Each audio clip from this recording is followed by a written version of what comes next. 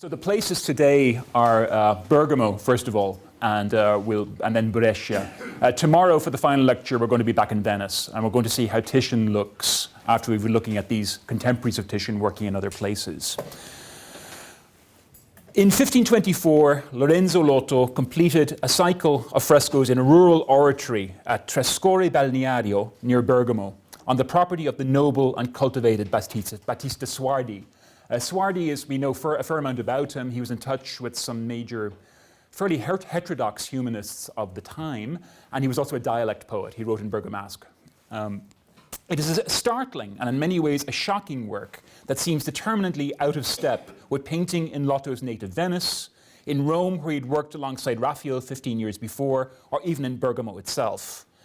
I say this not just because of its graphic, bloody rendering of violence in the numerous scenes of the legend of Saint Barbara, but because of a degree of symbolic abstraction that seems against the grain of Italian art in the 1520s. The flow of blood in the scenes of the Martyrdom of Barbara on the principal wall is analogized to the life-giving blood of Christ, who appears at the center of this long wall as a human vine, and based on the text John 15:5, I am the vine and you are the branches. Doctors, martyrs, founders of orders all appear in the branches that sprout from his fingers. These guys falling down ladders on the sides are heretics who are being defeated by Augustine and St. Ambrose. And they're being sort of tossed down as they're trying to... Thank you so much, Marty.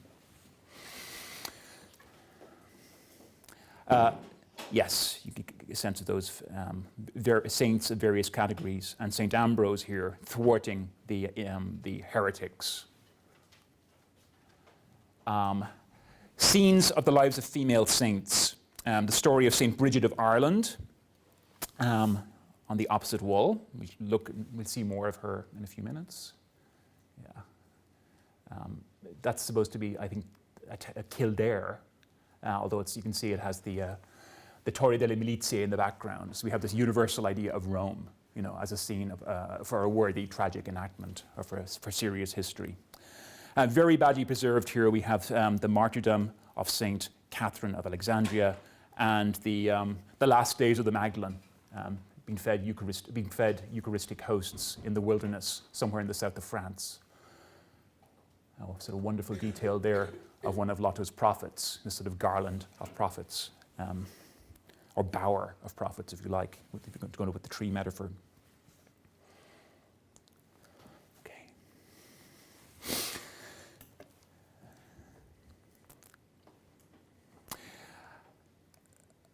At the same time, the vine's burgeoning growth, extending over the simple wooden vault, makes the oratory into a virtual vineyard. A joyous horde of naked boy harvesters celebrate the vine's fruitfulness with its already intoxicating and even diuretic effects, while brandishing scrolls with verses quoted or adapted from scripture. Come and drink and in happiness, you who were in sadness. Here we go. Yeah, you see sort of doing all kinds of things, harvesting the vine, presumably making wine and sort of peeing down on top of people's heads in the oratory. Not for the first time in his career, Lotto stages a deliberately primitive travesty of a newly canonical work in the far-off city of Rome. The flat, schematic character of the figure of Christ, by comparison with its model, seems to signal the very remoteness of the Christian capital. As such, it also pointedly contrasts with the anecdotal and descriptive idiom of the narrative scenes that surround it on the walls of the oratory. The non-literal imaging of Christ is offset by lively scenes of action, showing the historical deeds of the saints in plausible locations realized with vivid incidental detail. You can see, yes, there is Lotto very closely modeling his Christ, but abstracting it, basing it on the figure of Raphael's, of Christ in Raphael's Transfiguration. Completed just a few years before, shortly before Raphael died in 1520.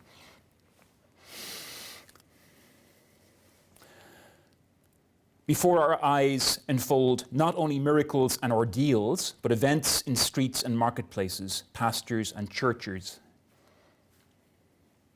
of pastors shepherds, bird catchers, like this ominous figure that lurks here in the foreground, sometimes considered to be Lorenzo Lotto's self-portrait. That's problematic. Contemporary Swiss mercenaries, and in the person of barbarous sadistic father, murderous turbaned infidels.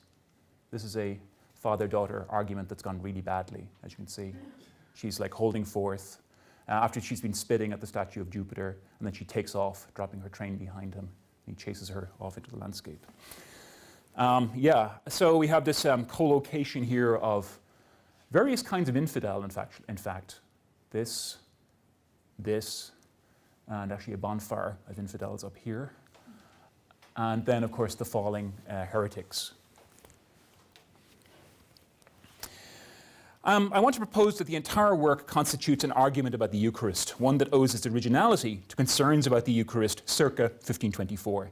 It is also an argument that could not be formulated other than by visual means, through a poesis that draws on the productive power of the Eucharist as a symbol. The special case of Trescore also allows us to focus on a particular anxiety that informed a contemporary institutional drive to defend, define, and regulate the Eucharist, its very reproducibility, its ubiquity, the risks attending on its potential placelessness. The year is 1524, the year when charismatic reformers inspired by Luther incited the peasants to war in Germany, and the year of Zwingli's vindication in Zurich, outbreaks of iconoclasm throughout Germany and Switzerland. Recall that Bergamo is only 60 kilometers from the Swiss border, and Protestant mercenaries were said to menace its rural territory. The very theology of the Eucharist, along with its liturgical and devotional traditions, had become bitterly divisive issues. And even before the confessional disputes, the sacrament and its mishandling by the laity had become a matter of pastoral concern, especially in this part of Lombardy. As church reformers and inquisitors had long noted with alarm, the Eucharist was regarded in the countryside as a magical, sometimes medicinal object that warded off destructive weather and healed barrenness of the earth and in animals. Such concerns, which are long-standing, come to a head with the identification of a new set of enemies to the north in the Alps and beyond. Authorities were troubled by the custom in rural parishes of treating the Eucharist like a miraculous relic, as in the so-called blessings of the heirs, the practice of carrying the host into the fields on feasts such as the Ascension and Corpus Christi, or the use of the host as a form of talismanic protection against fire. The vulnerability of the Eucharist led to increasing concern about defining its proper place, the sacrament altar, and the conditions and protocols about its removal from there. The 1520s sees the culmination of a movement to establish Eucharistic confraternities throughout northern Italy, where they flourished in Lombard cities such as Brescia and Bergamo. Suardi, the patron, was one of the founders in 1511 of the Scuola del Corpi di Cristo at San Michele al Pozzo Bianco in Bergamo, where Lotto also painted a cycle of frescoes. Mainly devoted to the veneration of the sacrament in its stable, permanent location on its altar, the confraternities also accompanied the Eucharist when it was conveyed by a priest to the bedsides of persons being given last rites, or in collective civic processions for the Feast of Corpus Christi, or in extraordinary times, times of emergency, as in Bergamo in January 1524, following months of bad weather, flooding, and an outbreak of plague, when the city council ordered 3 days of solemn processions of laity and clergy. You see here a lunette from one of these sacrament chapels. The most important Eucharistic confraternity in Bergamo was in the Augustinian Church of San Giovanni Evangelista. This is sometimes believed to represent a particular Eucharistic miracle. I actually think it's much more generically a vision of the church organized around the presence of Christ within the Eucharistic host. I don't think it's a specific miracle being portrayed here. We have like priests and popes and cardinals, as well as perhaps confraternity members, male and female, arrayed in the foreground in their stupendous Brescian outfits. I mean, this is characteristic of the self-presentation of Brescians and Bergamasques in this time. Such concerns regarding authority over the sacraments and with the places where that authority could be weakened were voiced in 1517 in a treatise addressed by the Venetian humanist, later Cardinal, Gasparo Contarini to the Bishop of Bergamo. The practice by Venice of allowing major benefices in its territories to be filled only by its own citizens had recently led to one Pietro Lippomano, all of 17 years of age, being appointed as Bishop of Bergamo. Lippomano sought out Contarini's advice. Well, you would. And the latter responded with De officio viri boni a probi episcopi, on the duties of a good man and a well-conducting, appropriately behaving archbishop. First of all, Contarini upholds the centrality of the Eucharist and a devotion to Christ. The sacred order of priesthood, he says, is defined by the power of consecrating the Eucharist. Yet that sacred order has, according to Contarini, been compromised by the ordination of ambitious and unlearned men who are, quote, daily handling with their soiled hands and filthy minds the ineffable sacrament of Christ's body. Much of the treatise is concerned with the need to combat the vices of impiety, defined by Contarini as a deficiency of religion, and a superstition, which he conceives as the sin of too much religion. Oftentimes, he says, Christians seem to me to be imitating the religion of the pagans. For we make ourselves a god of fever and a god of pestilence, a goddess of glaucoma and of eye disease. The peasants also set up gods for cows, sheep, and grains. I pass over women for whom nothing is without superstition. What shall I say about so many fake miracles and the countless other snares for money? I skip certain divine prayers which the common people single out so that some may heal fever, some pestilence, some headaches. So it's not just fake miracles and cures, it's also the abuse of the cult of the saints that Lippomano is targeting. Those experiencing hard luck or poor health, he says, tend not to direct their prayers to God, but they immediately exasperate the saints, or rather the statues of the saints, with all of their prayers.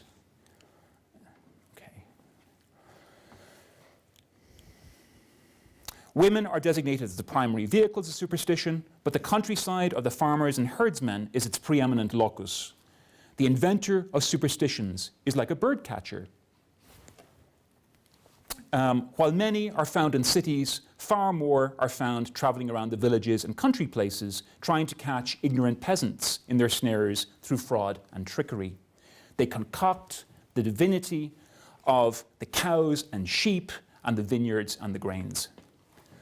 While Contarini's text is relatively well known to scholars, its relevance for understanding Lotto's imagery has been ignored because it does not provide the kinds of correspondence that art historians have tended to favor in their search for textual sources. It might seem, for instance, that the emphasis in the paintings on the heroic piety of women and on devotion to female saints has little to do with Contarini's injunctions. This, however, is regarded as the point. The imagery is in negotiation with Contarini's text. It addresses the same cluster of preoccupations while tacitly accommodating some of the beliefs and practices that he rejects.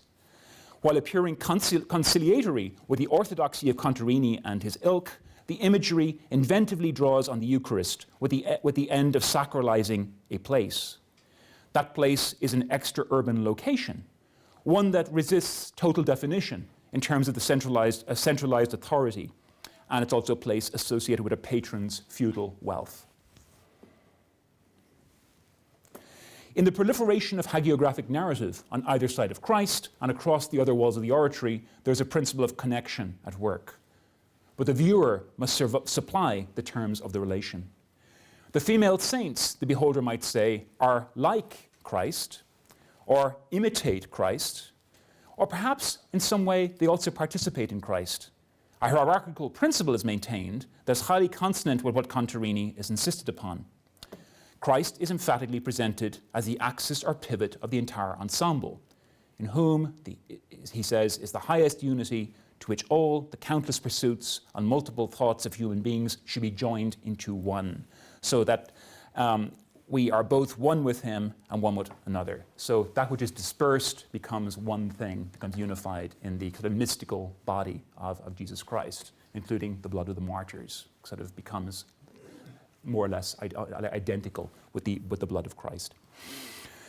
While it is Christ's blood and its Eucharistic dispensation as consecrated wine that governs the imagery of Christ as vine, there is here also the potential for a more powerful symbolic register of flow, fungibility, transformation. And it is by this means that we see the operations associated with the Eucharist translated into bodily acts and performances unfolding in a real world, one that resembled the world of the Suardi and original beholders.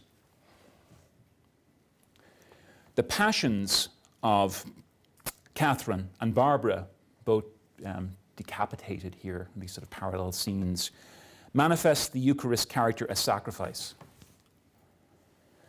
The Magdalene, subsisting on hosts in the wilderness, exemplifies its nature as spiritual and physical nourishment. Now, St. Bridget of Ireland, in her sole appearance in Italian Renaissance art, is present because the benefits for which she is invoked, protection from lightning storms and hail, the welfare of farm animals, correspond to widespread but unofficial lore about the Eucharist. We might also note her quasi-Eucharistic conversion of water into beer, which is supposed to be why she's so popular in Ireland. The historical episodes, then, are all analogies to the operations of the Eucharist itself, of its merits and its benefits, of its role in sustaining the lives of human beings, or perhaps they are more than analogies. It is through this human, embodied and female agency that the mystical vine is translated into the realm of the historical, the concrete, and the everyday. We are thus encouraged to think that the link between the Christ vine and the saintly protagonist might be more than analogy or allegory, but rather a vital connection, an actual genealogy of blood. Such associations lie in a long tradition of charismatic holy women whose bodies performed like that of Christ, or even like the bleeding hosts of Eucharistic miracles. Among them were, of course, the famous Catherine of Siena. You see up here, receiving the stigmata. But there were a recent abundance of female mystics in northern Italy, between Ferrara and Milan. Beata Lucia Broccadelli da Narni in Ferrara, Beata Osanna Andreassi in Mantua. Here she is being adored by Isabella d'Este. And the still living, I don't have a picture of her, Stefana di Quinzanis in Brescia, which is not far from Bergamo. Beyond the controversial miracles of the stigmata and the bleeding host, there was also a mystical tradition of female identification with corporeality, fertility, food, and nurture, which is also a form of Eucharistic mirroring.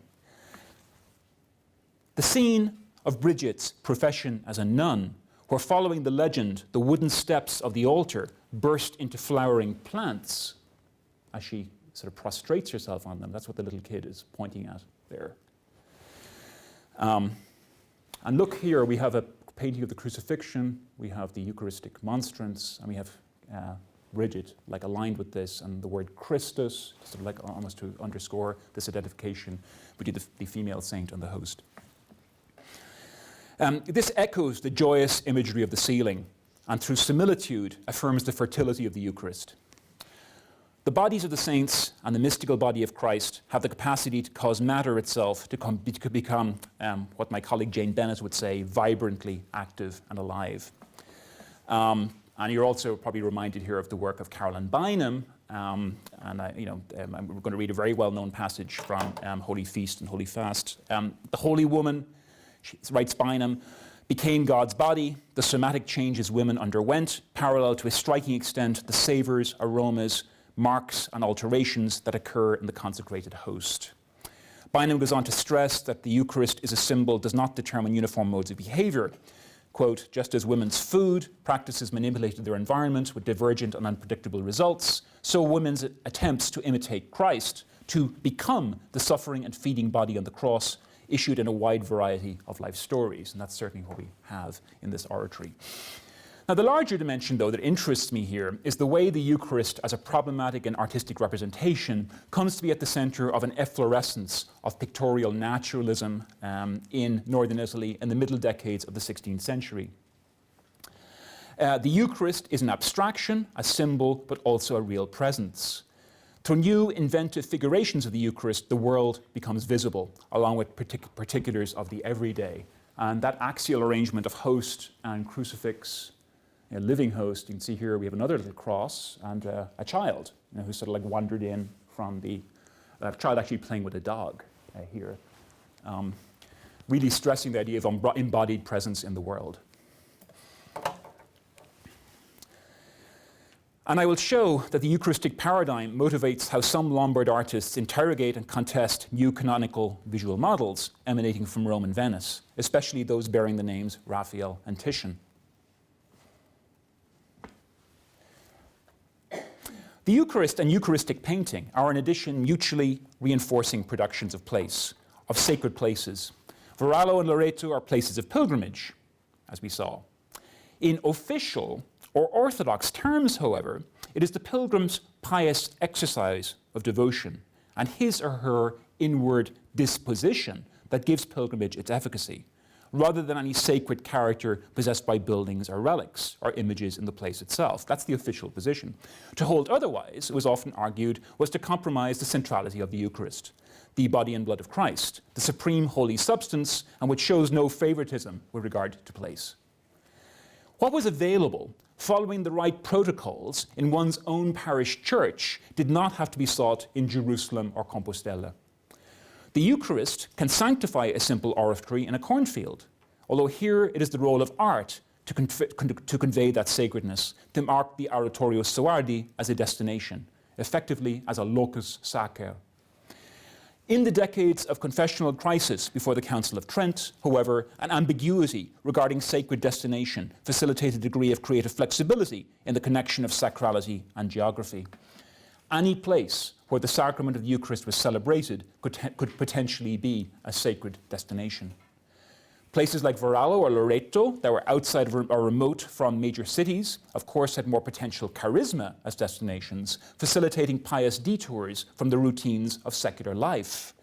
Yet a little chapel, like the Oratory of Trescore, could have something of the same force, even if only for a limited sector of the Bergamasco elite. It is images that makes the routine Eucharistic performance here extraordinary. The Soardi clan of Bergamo actually are portrayed here around Bridget in all of their urbane sophistication, as if they have just arrived from the city. And what then of this alleged self-portrayal of Lotto, who's generally recognized to appear here as the bird catcher, bearing an owl and a bird trap? It's a dilemma here. I mean, if this bird catcher has got to do with Lippomano's text, does that mean it can't be Lotto? What does it mean if we're thinking about bird catcher as being heretics, and Lotto portrays himself as a bird catcher? I'm not sure what to do with this. If I press with my Lippomano reading, it does have something of the effect of a self-portrait, the confrontational effect of a self-portrait, but he's holding an owl, which is a sinister sign and one associated with obfuscation and heresy. A decade later, in 1534, when the Uomini di Bisogno, the men of Bisogno, that's all we know about who commissioned this, contracted the Brescian painter Girolamo Romanino to decorate their communal church of Santa Maria della Neve, high in the mountains over the Val Camonica and several days' journeys from the nearest city, they are unlikely to have thought of themselves as trying to found a new pilgrimage destination. There were political and economic motivations arising from the place of Bisogno on the periphery of Brescian territory and its attempts to negotiate autonomy from Brescia through direct appeals to Venice, which had already recognized its communal status and granted tax exemptions in the late 15th century. A growth and prosperity with the development of mining interests followed, facilitated by the town's position on a major alpine thoroughfare, the Via Valeriana.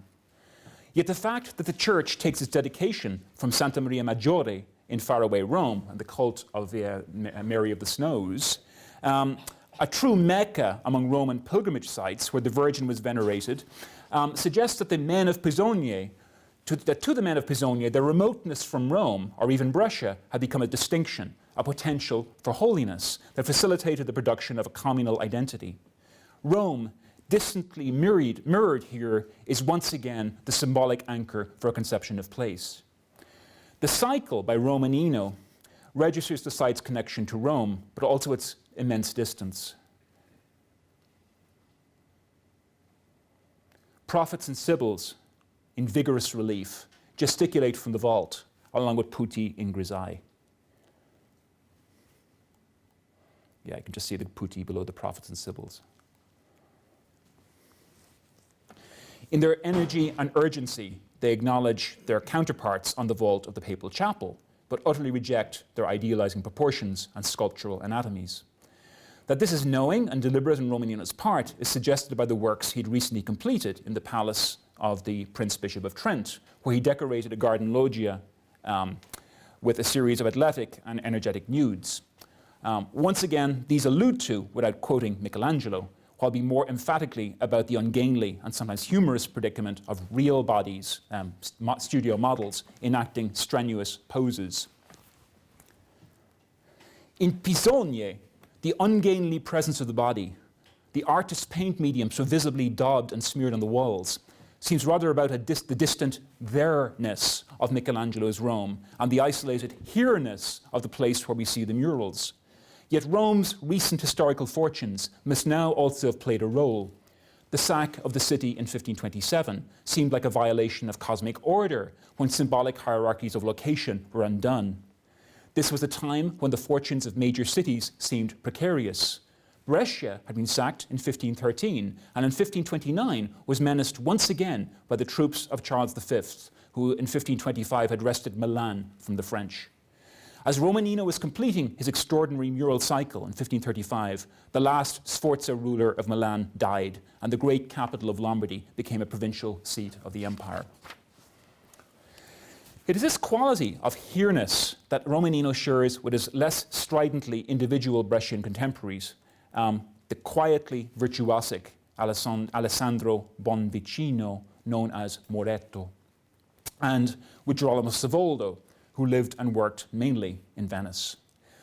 Their art concerns a relation to the beholder that very much concerns the viewer's relation to the sacred, and one that seems repeatedly to pursue a kind of similitude or analogy with a kind of representational plenitude that the Eucharist is held to possess. Paintings connected with the propagation of the Eucharist form an unusually large proportion of the commissions to these artists from the 1520s through the 1540s. In fact, from the 1520s, the very identity of Brescia itself was bound up with the proliferation of new Eucharistic confraternities that organized the religious life of the laity. Romanino and Moretto would devote much of their inventive energy to creating new iconographies to promote the ultra-realness of Christ's spiritual body. Their enterprise had to take account, however, of the fact that by 1522, the most prestigious imaging of Christ's body was produced by an artist of the sovereign power that ruled over Brescia. Titian's polyptych of the resurrection of Christ had been installed in the church of Santi Nazaro e Celso. This manifesto-like proclamation of the Venetian modern manner in a subject city of the terra firma has a hegemonic and territorializing dimension, especially in the period after the Wars of Cambrai, when Brescia had returned to Venetian rule after opening its gates to the invading French. The reinstatement of Venice as a territorial overlord produced considerable tension, largely on account of a bill of reparations and Venetian interference with Brescia's governance of its own territory, or with the feudal claims of Brescian aristocrats. That Titian's work bears the sign of this Venetian hegemonic aspiration, an expression or projection of Venice onto the terra firma on the world, is suggested by the artist's often noted response to art in Rome. This is no longer the kind of polycentric Romanism that we traced on Monday in the work of Cesare da Sesto in early Lotto. Titian's evocation of Rome is emulative and also, I would say, imperialistic. It is an early and forceful insistence on the axial linkage of the two great artistic centers, bonded by rivalry. Titian's linking of his art to Rome posits the axis in order to dominate it, or make a claim to dominate it. at the same time providing a visual formulation of Venetian territorial domination in the subject city of Brescia. To this end, Titian adopts a distinctively Central Italian and systematic approach to imitation, one characteristic of Raphael and Michelangelo. This is the sort of paradigm of how you imitate creatively without repeating or copying. You transform the Laocoon into a series of variations, including the figure of the risen Christ himself in some analyses, and you also manage to refer to Michelangelo's slaves, which are also imitations of Laocoon. It's doing what Michelangelo did, and the claim is, I'm doing it better. Further, Titian's sensuous, richly textured colorito here calls into question the sufficiency and the supremacy of Central Italian disegno and the memorial idealism of the Roman modern manner. Scholars have pointed to Romanino's Capriolo resurrection as signaling his reaction to Titian. Although it has been regarded as bordering on caricature, the specific painterly grounds through which Romanino takes on Titian are worth looking at. The gravity-defying buoyancy of Titian's Christ, the physical idealization of his nude figures, is replaced with an emphasis on the weightiness of bodies, even of Christ's resurrected flesh, underscored in the flaccid droop of the banner. The figure of Christ is moreover surpassed in gracelessness and the fleshy coarseness of the sleeping soldiers. But I would propose that what is targeted here is as much the practice of imitation, the affiliation of artistic performance to a canonical original through quotation and citation, as it is Titian per se. There is something about the nature of Christ that is ill-served, as it were, to the mediations of artifice, the transmission of other works of art. Romanino's refusal of Titian here I would ascribe to a growing recalcitrance in the religious and cultural spheres in Brescia during the 1520s, even as political union with the Venetian state was consolidated. The city was preoccupied by a sense of its imminent spiritual and moral collapse, by an incipient crisis in religious authority as the call for reform grew more widespread. The Brescians remembered the Fra Girolamo Savonarola, who had preached in Venice and in Brescia in 1489, had prophesied catastrophe for the city. Moretto's posthumous portrait of the Ferrarese friar, explicitly treating him as a martyr, bears the date January 1524. In 2 decades of social upheaval in Brescia, the Eucharist is conspicuous, connecting many instances of anxiety on the part of Brescians regarding their city's impurity and susceptibility to divine wrath. No locks or bolts protect the host, wrote the humanist Laura Cereta to the Bishop Paolo Zane in 1494. She continues, anyone who has the intention of stealing or profaning it can take, defile, sell, or insult the flesh and the blood of Christ's humanity. Thus, the body of the Son of God, more divine than any other thing, is abandoned to handling by everyone. And any sorcerers and nocturnal sages have erected altars on which they make infernal offerings to the dead, using the Eucharist. Bishop Paolo Zane professed the city's loyalty to France by swearing an oath on the host in 1509. During the sack of the city in 1512, the French were reported to have ground hosts beneath their feet into the mud, and to have murdered priests while they were administering the Eucharist. So this is fantasy of pollution, Eucharistic pollution going on with narratives of recent disaster. Priests were arraigned regularly for various Eucharistic abuses, including celebrating Mass without consecrated hosts, or using them in diabolical pacts and feeding them to roosters. Relics and Eucharistic professions, like those in 1524, were subjected to a sinister parody in 1527, the year of the sack of Rome, when the chronicler Pandolfo Nazino reported in disgust that an assembly of 50 persons had marched with an inverted cross, chanting satanic epithets and cursing God and the Virgin. The same chronicler reported that there were upwards of 1,500 Germans and heretics living in Brescia. Men, he says, dissolute in their lives and in their contempt of the saints and doing things that even the Jews would not do. Moretto's relation to Titian, is turning to Moretto now, and to Raphael in his Eucharistic altarpieces seems less overtly adversarial than does Romanino in the Capriolo resurrection. Vasari would later regard Moretto as an adherent of the maniera of Raphael. In 1630, on the other hand, Carlo Ridolfi made Moretto into a friend and pupil of Titian. The annexation of Moretto to Titian and Venice has been a constant theme to modern scholarship from Berenson onwards, and in Longhi especially, who opposed Berenson on this. It is manifestly the case that Moretto engages with both of these artists, with the very antipodes of the Venice-Roman axis, but as I will show, in ways that appear calculated to express difference, and above all, distance. Moretto's early 1525 Virgin and Glory with St. Sebastian and others involves a virtuosic transformation of the Averoldi altarpiece. Moretto imitates the pose of Titian's St. Sebastian, but he reimagines the figure as if viewed from the right rather than the left. This work inaugurates a series of experiments in altarpiece design which show Moretto testing the viability of highly prestigious Venetian and Roman models, but with the clear purpose of signaling an artistically non-dependent connection to Venice, Rome, and Milan. Reversal is elsewhere the trope of a kind of detachment. The extraordinary Massacre of the Innocents altarpiece was commissioned by the Augustinian canon Innocenzo Casari and his brother for the family altar in San Giovanni Evangelista around 1530-32. Apart from its reference to the patron's name, the unusual altarpiece subject has been seen as a commemoration of the violence of the sack of Brescia 2 decades previously, and Stephen Dowd has recently written about this, of which Innocenzo had written an eyewitness account dwelling on acts of sacrilege against churches and the Eucharist committed by the French. The painting shows us Moretto working out a relation to Raphael and the Roman tradition, especially as mediated by the Raphael Marcantonio Raimondi of engraving of the same subject. Moretto manages to convey his command of Raphael's invention while calling into question the authority or sufficiency of Raphael as a model or ideal of practice. He takes the frontal advance of Raphael's group of figures and inverts it, so that the beholder now views the entire event as if from behind. We're confronted with an array of backs, or very, very prominent backs. We're confronted, while the figures beyond are largely cropped and partly eclipsed.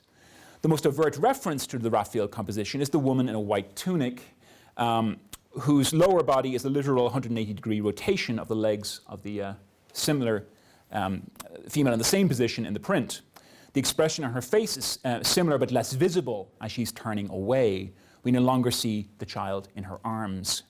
The soldier to her left does not formally borrow from Raphael, except that his older and clothed body can be understood as completing the turn of the hips and the shoulders begun by Raphael's naked gymnast.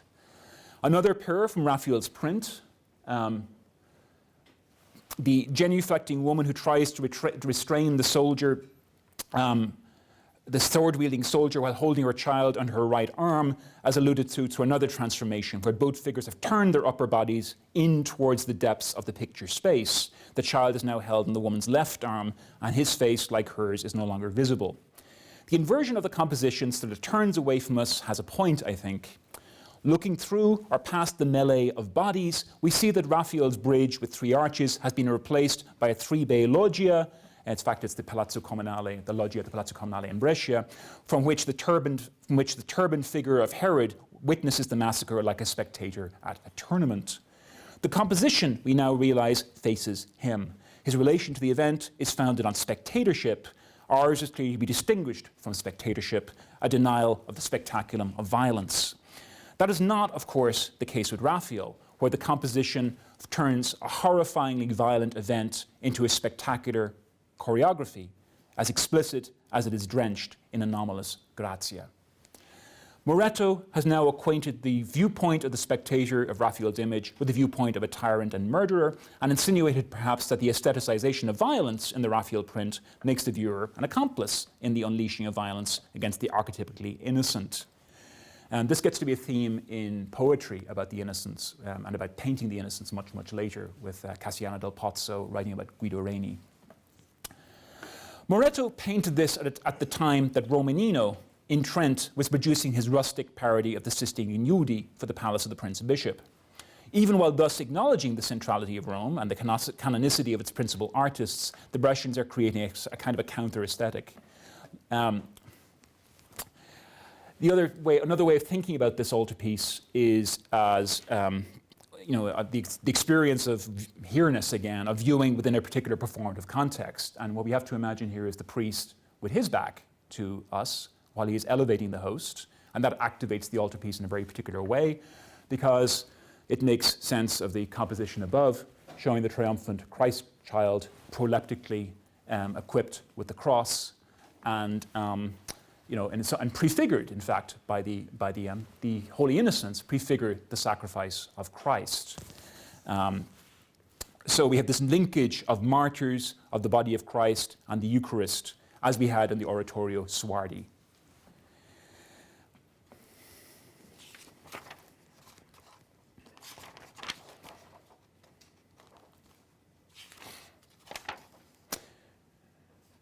There is then a particular pattern and purpose to Moretto's citation of Roman and Venetian art, in which artistic goals are not distinct from other imperatives, the making of effective liturgical art. The purpose lies in this: the citation of another artist's work, from this point onwards, has a hermeneutic function. It comes to signal prefiguration. The image of Christ, on the other hand, and the depiction of the Eucharist is free of illusion, free of prefiguration, divested of the obvious effects of art. It is, as it were, beyond mere representation. So this is the same church as Romanino's lunette and the Sacrament Chapel, which is decorated by both Moretto and Romanino, where again we get the appearance, what corresponds to the Eucharist is this child in an aureole of light, so the embodied nature of the Eucharist itself. What I mean by prefiguration signaled in artistic borrowing and the language of imitation, the Roman language of imitation, it is used by Moretto in this Sacrament Chapel in a sort of a typological series. In other words, Old Testament subjects that prefigure the Eucharist. So we have Moretto's Elijah fed by the angel, would be one example, and you can see it borrows from a print by after Giulio Romano, showing a river god. And I've written about this, so I don't want to dwell on it too much today. And it's confronted by these sort of massively sort of corporeal, painterly paintings by Romanino, which do not practice this sort of Roman code of imitation. They don't seem to evoke anything, and they're these massive sort of ungainly figures, as you can see here. Christ with this. You can pay attention for the moment to remember that sort of long white silvery white drape. Another famous example, the print made famous by Manet, the sacrifice of the Judgment of Paris. In the foreground of his Old Testament Eucharistic prefiguration, the sacrifice of Isaac, Moretto puts these two shepherds taken from the Marcantonio print. So Raphael signifies prefiguration, the Old Testament, some kind of, something prior to the plenitude of representation that we want for the Eucharist and for Christ's body. Okay. Yeah, the Feast of the Paschal Lamb, sort of in the Jewish Bible, scene of eating. It's almost like a genre subject, a scene of eating and drinking, and it's borrowing almost incongruously from the bed of Polykleitos, the sort of lost relief that was so celebrated in the 15th and 16th century, one of the canonical antiquities. The most extreme example of Moretto altarpiece that rejects not just artistic reference, but conventional iconographic codes is the celebrated cult image of Paitone. This was painted in 1534 for the mountain sanctuary, recently constructed on the site where a deaf-mute peasant boy had encountered the Virgin in the guise of a grave matron dressed in white, who promised that he would be healed if a church was built on the site. Carlo Ridolfi reported in 1630 that Moretto produced the image according to the boy's description, but that impeded by his own sinfulness, he was only able to work following much fasting and the reception of the Eucharist. The same writer attests that the image, once installed, worked miracles. The work is part of a legitimizing process that involved approval of the cult by the auxiliary of the Bishop of Brescia, Mattia Ugoni, in 1532. It could even be seen as not just confirming, but sustaining the legitimacy of a potentially vulnerable local devotion. The painting could be seen as confirming, not just confirming, but sustaining the legitimacy of a potentially vulnerable local devotion. So the people of Paitone received an original and distinguishing cult image, effectively a document of the miracle that had taken place there, and bearing so little resemblance to any other image of the Virgin that she seems barely recognizable. This was their Virgin, haloless, Christless, and veiled in black. Singularity, unmediated mimesis, becomes one of Moretto's signs of the sacred. So too is the evocation of presence by an intensified description of physical particulars. Instead of a halo, the sacred is made concrete here to the shimmering grey silk that sets the apparition apart from the humble landscape and from the witness. The designation of sacred bodies through lustrous fabric and reflective surfaces had already become one of the chief hallmarks of Brescian religious painting. It goes with a process of particularization, of making distinct. This is one of a Romanino in a North American collection in Memphis. The Mystic Marriage of St. Catherine. You can see this splendid white robe and a rather homely looking virgin. Also here, and this other earlier Romanino, and these nativities. And of course that, which we began with the other day. Already Moretto's colleague Romanino had enveloped his rather humble types of the Virgin in luxuriant black, gold, and silver textiles. These amount to simulations of actual fabric, as if, in a reminiscence of Pliny's account of Apelles and the painted curtain, the canvas support were being formed into actual silk. Silk both ennobles and makes palpable. The faces, hands, landscape, and other figures often appear cursory and unresolved, without the sense of tactile and luminous presence achieved in the drapery. It is the sheathing with silk that calls them into apparent being. The effulgence of the robe of the Virgin stands for supernatural light, yet it also asserts the values of mimetic painting, especially as a supplement to the portrayal of the sacred. The superreal designates and frames the ultra-real. Through the deliberate incongruity of a silk robe on pointedly unidealized people, it also creates a striking image that which is plain or what is plain or humble is thus elevated. The artist's strategies evoke the mnemotechnics that are also a significant part of conventional devotional literature. We can make ideas into memorable images according to the Rhetorica ad Perennium and repeated in almost a lot of the memory literature. This is the pseudo-Cicero in Rhetorica ad Perennium.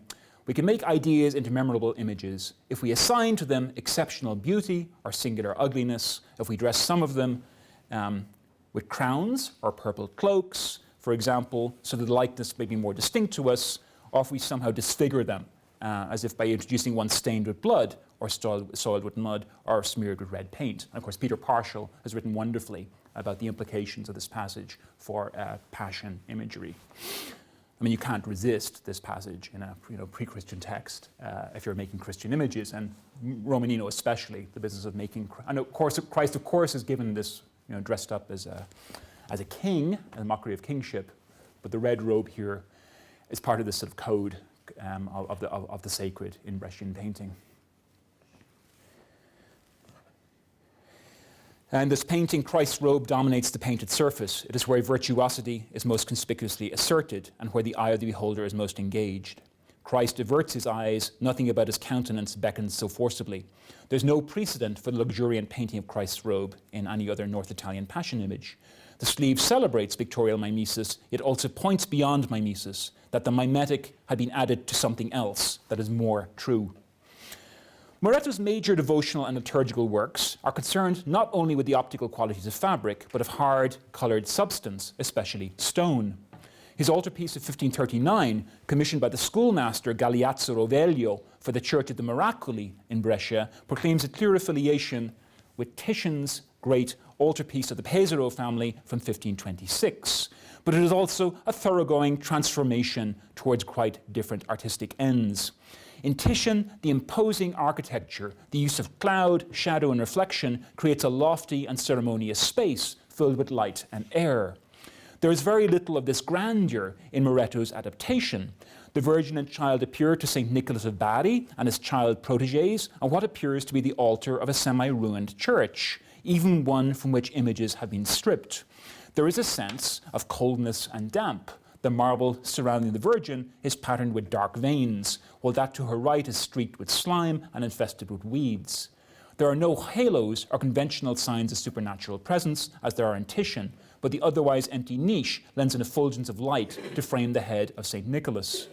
I want to underline two things. First, that the Virgin in each case seems presented under different conditions of access to the figures below her. With Moretto, there's a sense of proximity, immediate communication, touchability, rather than ceremonial distance mediated by other courtly gatekeeper saints like St. Peter. Even as in the Moretto, a vertical hierarchical distance is still preserved. Second, that there seems to be something particularly at stake in the rendering of matter in Moretto's painting, and not just matter, but matter in a state of transience or decay.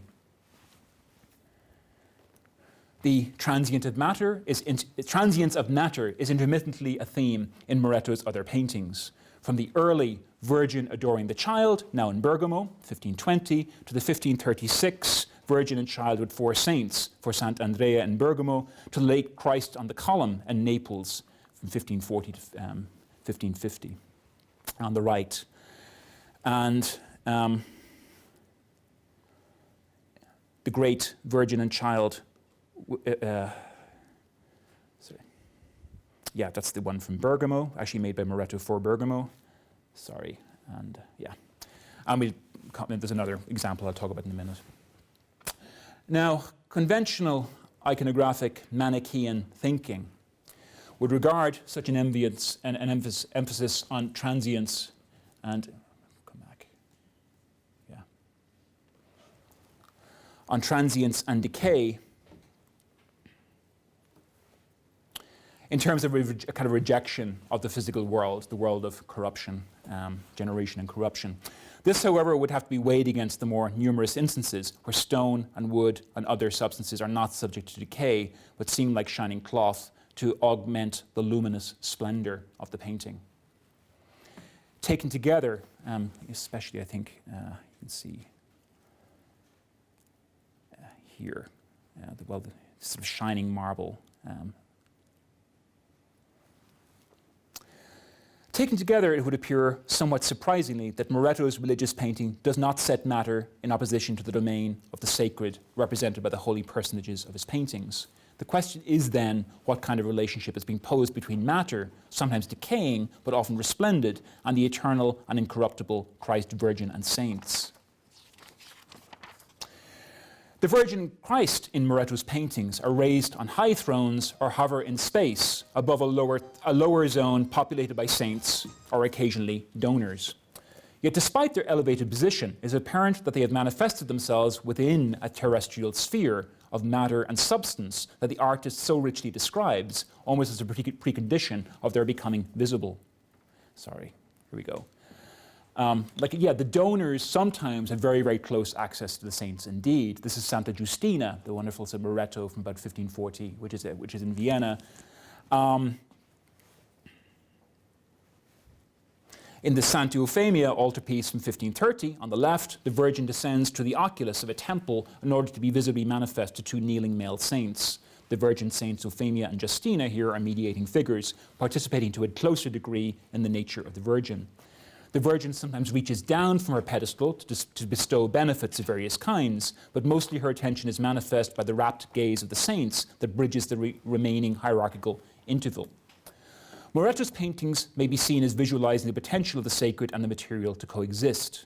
Matter, vilified by many reformers and evangelicals, Catholic and Protestant, as epitomizing the worldly, the corruptible, the sensual, the death-like, is shown to be made sacred through holy presence that occupies it, makes itself visible within the sensory world, and according to its conditions. And just remember again the wooden step of the altar bursting into flower as the Eucharist is celebrated on it above, and as St. Bridget venerates it.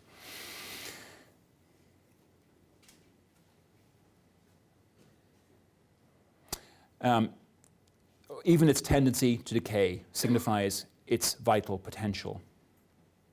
The Eucharist itself was finally intelligible to the faithful as a material and visible presence, even as theological orthodoxy held its material nature to be mere accident, its real miraculous substance to be invisible. Yet, Eucharistic painting in Brescia, since at least 1520, affirms that the efficacy of the Eucharist is also visual, participates in the world of material phenomena. Barbara Savi has interpreted Romanino's lunette for San Giovanni Evangelista as an affirmation of ocular communion, that just seeing the Eucharist was enough. You actually didn't have to consume it. The manifestation of the Eucharist as a child is, after all, hardly an effective way of presenting the Eucharist as food to be chewed or digested. Depictions of the Nativity of Christ and the Adoration of the Shepherds become extraordinary explorations of the most humble physical circumstances, the world between humans and animals, of decaying sheds and straw-filled mangers. Around 1540, Girolamo Savoldo painted a nativity for the Bargnani chapel in the Brescian church of San Barnaba that suggests an even more explicit analogy between pictorial and Eucharistic realism. Savoldo was a native Brescian who had worked in Milan and in Florence, but by this time was mainly based in Venice. In an artistic commission for his hometown, he consciously localized his approach, producing a work which seeks to recognize and to extend a particular tradition of the image in Brescia and to respond to the artistic requirements that were upheld by the leading artists of the city. The artist based his composition on a 15th century fresco of the Nativity that had started to perform miraculous cures in May 1526. Most remarkable, however, is Savoldo's reconceptualization of the pictorial codes to which the divine or the miraculous are manifest to human vision in the older image. Instead of the aureole of light surrounding the Christ child in the earlier image, his gleaming skin is now offset by a kind of negative halo produced as if accidentally by the decay of wooden planks in the structure behind him. Can you all see that? Other signs of the supernatural are present in the form of angels, but these have now migrated to the background, and where they constitute a remote prelude to the foreground scene. That's the Annunciation to the shepherds back there. Moretto responds to Savoldo, one more painting, significantly in a commission 10 years later for the church housing the miracle image, indicating that he well understood the relationship between Savoldo's painting and its miraculous model. Yet instead of borrowing Savoldo's invention, Moretto reflects on the ways his colleague connected the Eucharistic body of the newborn Christ with the physical world. Christ is about to be swaddled by a midwife. We notice that the basket of linens contains a bright red cloth. Clearly, this is already chosen for the child, who portrays trepidation. To make sure we notice this, Moretto has filled the upper part of the picture. Yet underneath the crumbling roof of the stable was a manifestation of red-robed seraphim, the highest in the celestial hierarchies, whose fiery nature signified the charity of Christ's sacrifice and of the martyrs in his wake. Appropriately, the image has been connected with a passage in the Legenda Aurea. Wondrous, it goes, is the fact that the nativity of Christ should have been manifested in all created things, from rocks to trees and the animals, in human beings, and finally in the angels who are at the highest grade of creation. The perishable material frame of the stable now here contains that chain of being. For Moretto, in conclusion, and for Savoldo, Romanino, and their contemporaries, the Eucharist is the ideal of ultimately unattainable model of representing Christ's body. The modern manner is itself already characterized by naturalism, but defined in the tradition of art theory, from Alberti to Paolo Pino, to the model of poetic invention. It is manifest in the use of imitation and conspicuous citation of other works of art, of metaphoric and allegorical elements, and by a sensuous idealism that seems to call forth an effective response from the beholder. The alternative mimetic mode of sacred naturalism, on the other hand, aspires to free itself of these obvious tropes of artfulness. But this is more than an opposition between poetic fiction on one hand and on something like unvarnished truth on the other. Operating in this hierarchy of naturalisms, the imitative and the mimetic, is the idea of the Eucharist itself as a supreme paradigm of representation with a unique purchase of the real, both sign but consubstantial with the thing it stands for. What I am calling the mimetic mode of sacred naturalism, finally, seeks to occupy a kind of second rung in this hierarchy between the ultra-true Eucharist on one hand and the fictive or poetic maniera moderna on the other. Thank you.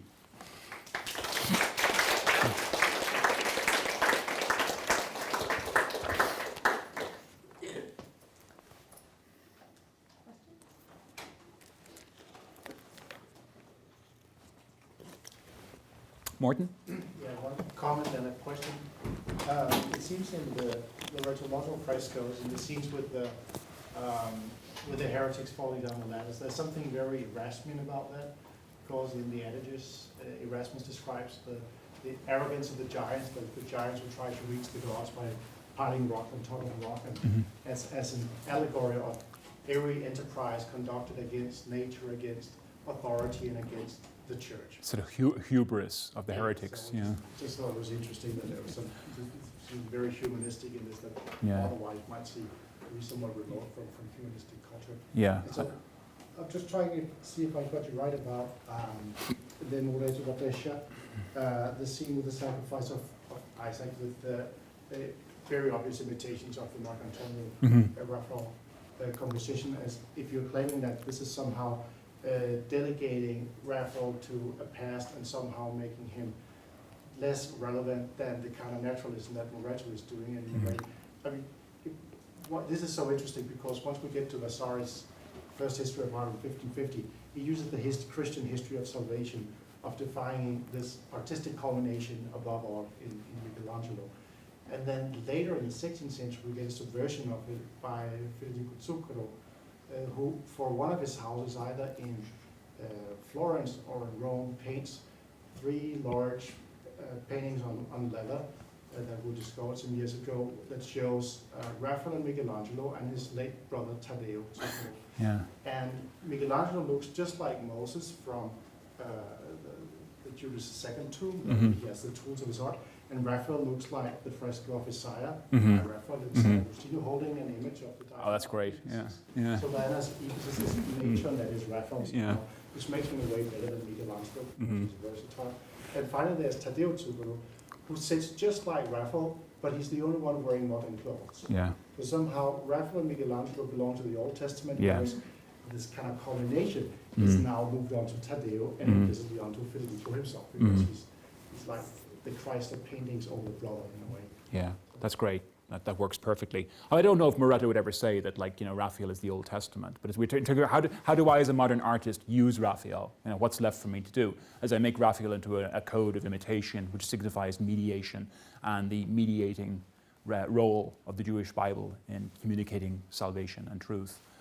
That's really interesting.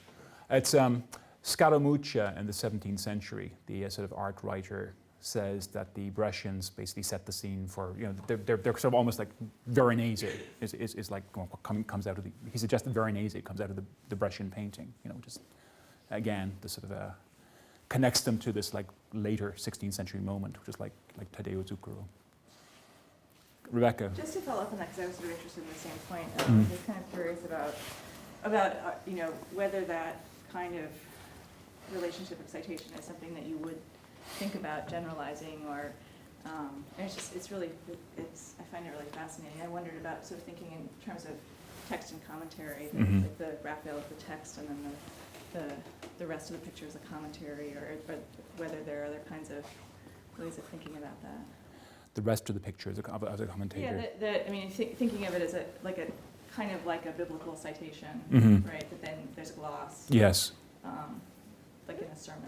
Yeah, that would actually work in terms of thinking of the heroes of the modern manner as being kind of like a scripture, which you make into something else,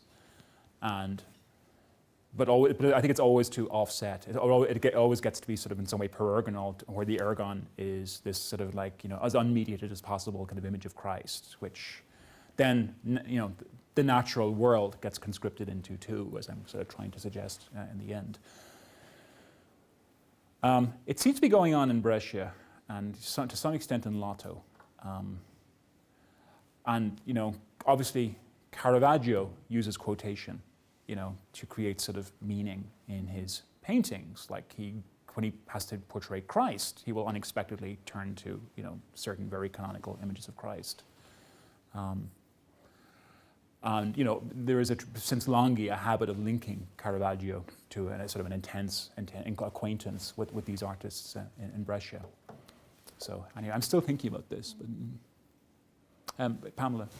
Yeah, I was curious about the virtuosic rendering of textiles Mhm. as a marker of sacrality, and whether you saw perhaps a relationship to the practice of the covering of miraculous images or of the host with particularly fine cloths, and where you saw it. Yeah, I mean, we actually see the Eucharistic altar in that Moretto that appeared, draped with transparent linen. And we have the veiling and the unveiling of the host. So it's more and more like saintly bodies get to be like Eucharistic bodies, and the Virgin Mary even. I don't know about the practice of draping statues during Lent or Holy Week. To what extent this is going on. It was certainly going on. I can remember it going on in Ireland, like in the 60s and 70s. They were still covering up statues and holy images. Do you know when that came in, Morton?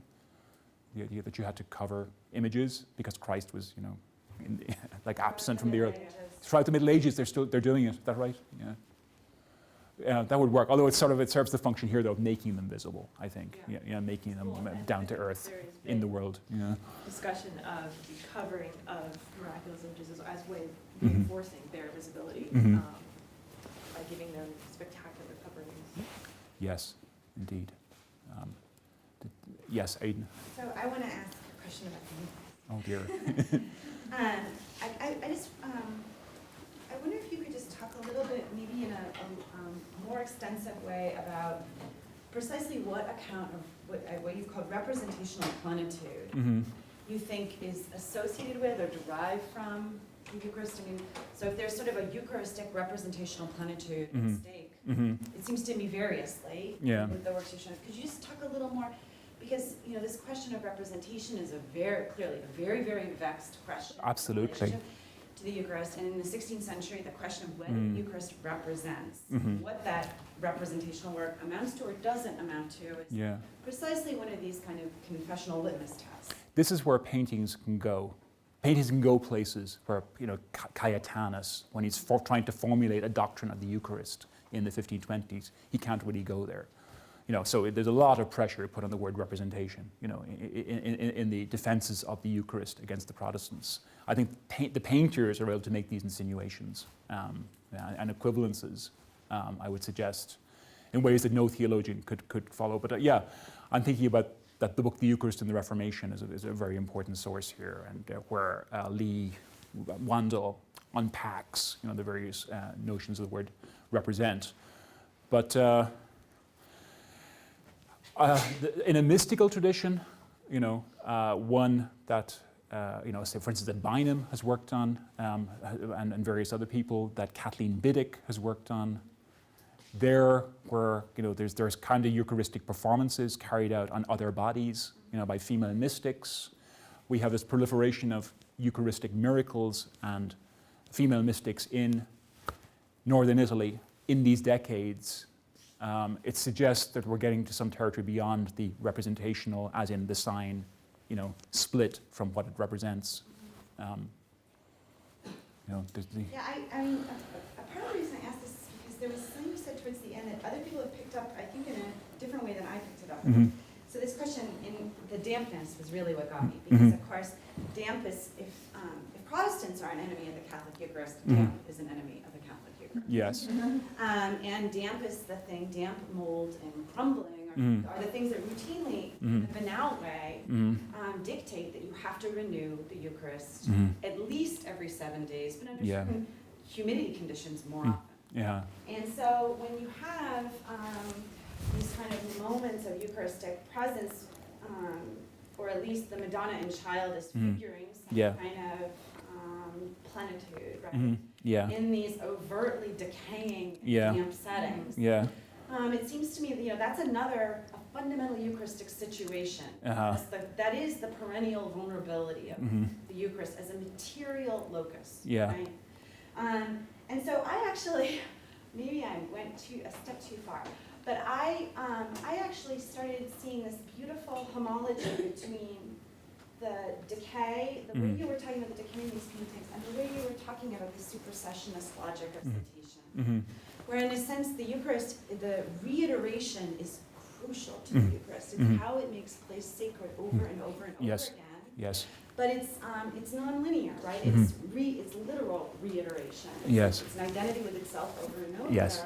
And so here, in a way, this citation, this aggressive appropriation of these models, seems also a strikingly Eucharistic move in the sense that you can repeat and renew in the material. You redeem the material by repeating it precisely. Yeah. Right?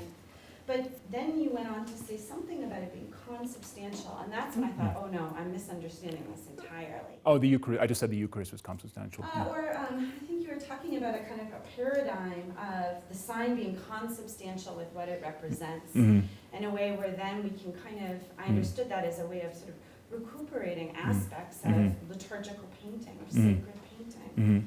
But it seems to me that part of what's at stake in the Eucharist as a model for plenitude and the ultra-real is precisely that the con disappears. I mean, this is where the work, I think, on drama is very, very helpful. I see what you're saying, yeah.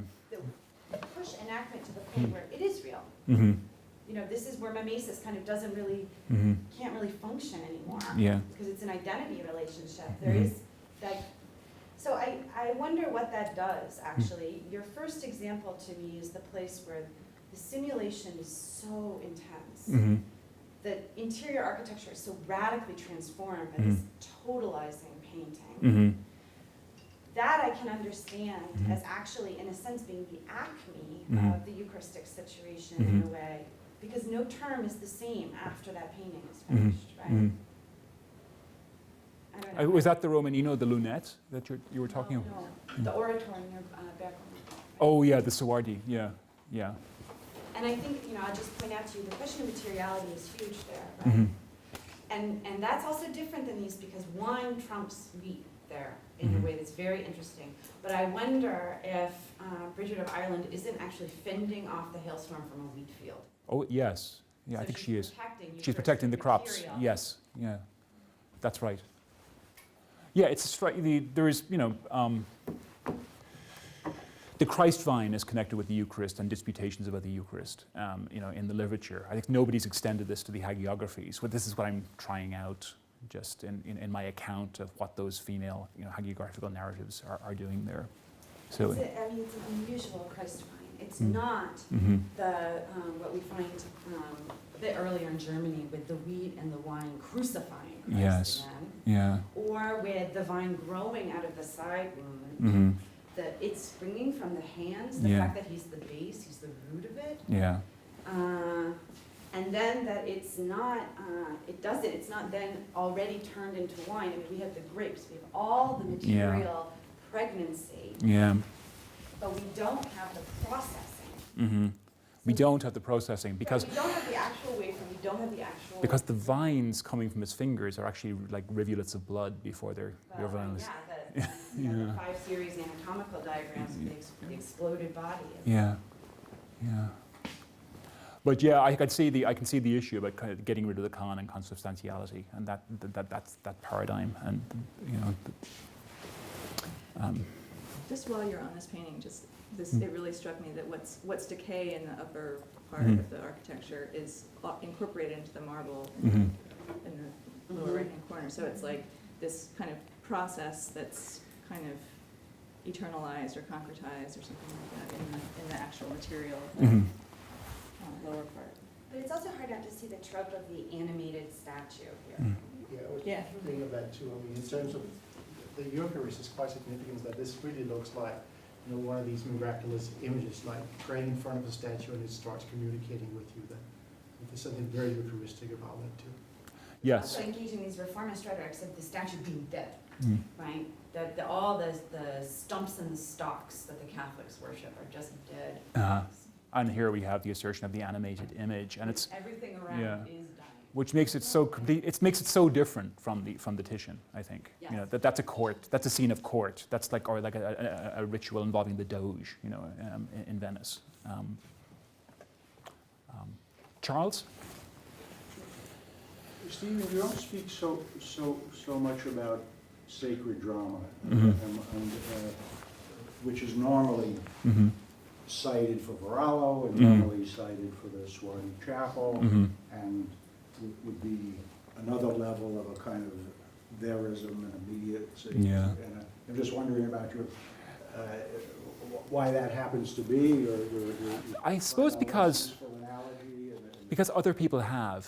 So and I'm trying to, I'm trying to like not perform. I don't have time in these talks to perform a whole interpretive tradition. So I'm not arguing with other scholars here, very much. And if I mean, that's I don't that, think it's yeah, contrary in any yeah. way. I think I agree. I think certainly, those. We have a return to the sacred drama. We have Aretino drawing on sacred drama for his Lives of St. Catherine and his other hagiographical texts at this time. So yeah, I think, and I also didn't talk about spiritual literature, a lot of which is produced in Brescia, both Erasmian spiritual literature and other forms of meditation. There's the trope of the Scala, the Ladder of Paradise, dedicated to Lucrezia Borgia, that was produced in Brescia. That's because a lot of people have mined that, the meditational thing. What's striking about the spiritual literature is matter is for the most part kind of fallen, and I think so. What might be interesting about these paintings is matter seems to have a different kind of status. That it's sort of productive and vital in some way. It's sort of enlivened. And really I'm led there by that Savoldo, that strange behavior of the rotting wood around the figure of Christ. That doesn't look like the Eucharist in danger to me, Looks like Christ is kicked through the wood. Or the wood is retracting. It's retracting around Christ, yeah. And then we have that other nativity as well, with the decaying stable. So yeah, I mean, there's things. There's a lot to draw upon. I mean, we have printing and a whole series of authorial practices. Yeah, and people have done this. But it's something I probably need to go and look at again, having done this quite clearly. Neil. Can I ask you about? Bear with me when I try to ask this question. Wondering about the relationship that you set up, the kind of contrasting relationship you set up between idealizing architecture and form versus its unideal temporal state, for example, in this case, versus the incredible visual appeal of the clothing on bodies which themselves show a great deal of unidealizing disfigurement and whatnot. And have you thought about that in terms of a counter-narrative of the anthropomorphization of architecture, if dress, at this time, dress was also considered, architecture was considered a kind of dress of the body as well, as kind of protection and embellishment, ornamentation of the body as well. And that made me think about the Savoldo Chapel, Yes. which is absolutely fascinating because between that image and the very last image you showed, what the painting does as it moves into the roof. I mean, there's not even a ceiling there. It's a wooden, roof, right? Of an architecture that it completely it damages the architecture and creates a scene which is very like the decaying architecture of the very last nativity scene that you showed, in terms of its structures. It takes away the roof there itself. So you have painting there. In a way, I don't know, dressing architecture or undoing architecture somehow into this ruinous state. That relationship, I think, is connected somehow to the way in which you're approaching Varallo, right? And its kind of horrendous realism in a way, in its relationship to the viewer. And so that space becomes a kind of Varallo through the painting. Yes. Right, and the painting sort of attack on architecture. Yeah. Sorry, there wasn't a question in there, but That's fascinating. And in fact, as Charles mentioned yesterday, it's the Oratorio Suardi that's most emphatically been connected in the scholarship, Cortesi Bosco, with the Sacromonte, because you have the saintly, the little buildings where the Passion of Saint Barbara takes place are like the chapels you walk between on the Sacromonte, and it's the Bergamo period when you get like Lotto and Gaudenzio, just like very, very close. But yeah, the sort of dematerializing of the architecture, in the service of producing a kind of marking a point in the landscape, and the point is not the building. The building is sort of like a support. It's because it is the actual field, the cornfield, in fact, where it is built. that. You don't get to a kind of a transcendence Mhm. right through the deracialization. You get to the ruin. Mhm. which is- Yeah. Okay, thanks everybody. Mm.